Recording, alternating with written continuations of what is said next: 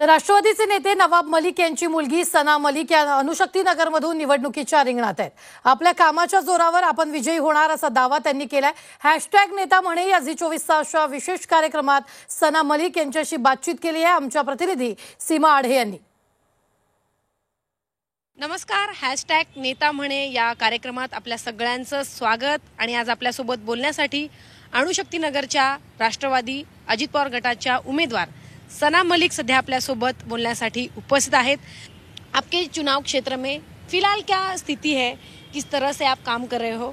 पहले तो आप काम कर ही रहे थे, लेकिन अभी एक उम्मीदवार, एक कैंडिडेट के तौर पर आप काम कर रहे हो, तो दोनों में क्या फर्क है? काम करते वक्त ऐसा एहसास नहीं हुआ था कभी कि लोगों के बीच में आके वो काम के माध्यम से लोगों को बोलना पड़ेगा आप इस काम पे मैंने आप सभी लोगों का साथ दिया है तो आप मुझे वोट करिए।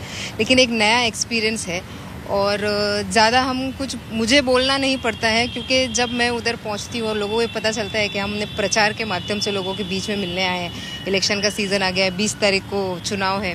खाली इतना बोलते हैं तो उनमें से कोई खड़ा होके हमारे काम के बारे में या अगर कुछ हमने उनके लाइफ में कुछ सोशल चेंज किया है या सोशली कभी उनको हेल्प किया है उसके बारे में ज़्यादा जिक्र उनके तरफ से ही हो जाती है। और एंड में हम 2 लाइन बोल के उसको ख़त्म करते हैं कि आने वाले 20 तारीख को आप घड़ी का बटन दबाइए और मुझे विजयी बनाइए। इतना ही बोलना पड़ता है। ज़्यादातर लोग ही हमारे काम के बारे में और नारे भी लगाते हैं, काम बोलता है, काम किया है, काम करेंगे, और ये सब नारे चलते रहते हैं। लेकिन बहुत पॉजिटिव एक फीलिंग दे रहे हैं, लोग अपनापन दिखा रहे हैं।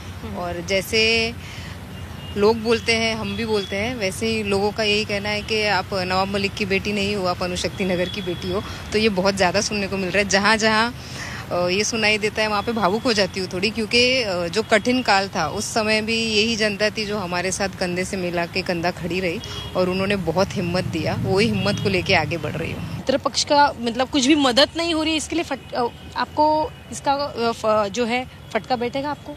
देखिए, मैं आपको बताना चाहूँगी कि हम बहुत पॉजिटिव अप्रोच रखने वाले लोग हैं। और जब अणुशक्ति नगर विधानसभा की कॉन्स्टिट्यूएंसी 2009 में एक नई तरीके से निर्माण हुई थी डिलिमिटेशंस के बाद, तो हर चुनाव मैदान में हम और हमारा पूरा परिवार पिताजी के साथ उनके चुनाव का कैंपेन करते आए।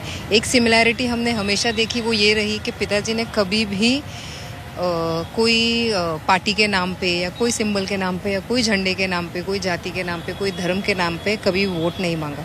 उन्होंने वोट मांगा है तो सिर्फ और सिर्फ अपनी लोगों से कनेक्ट के बीच में मांगा है। उन्होंने वोट मांगा है तो सिर्फ और सिर्फ अपने काम के आधार पे मांगा है। आपके अपोजिट जो है फहाद अहमद है, जो अल्पसंख्यक है, शरद पवार गुट से वो खड़े हो चुके हैं।